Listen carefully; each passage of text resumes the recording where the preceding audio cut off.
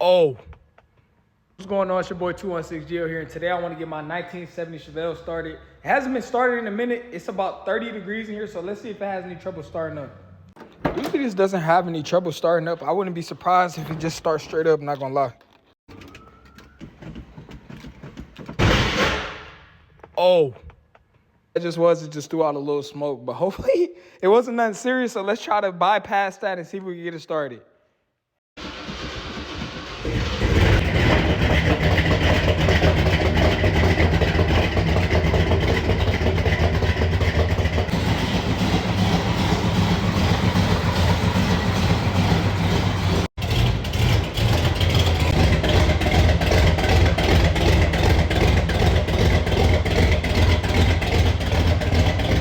There's definitely a lot of smoke coming from this one tailpipe.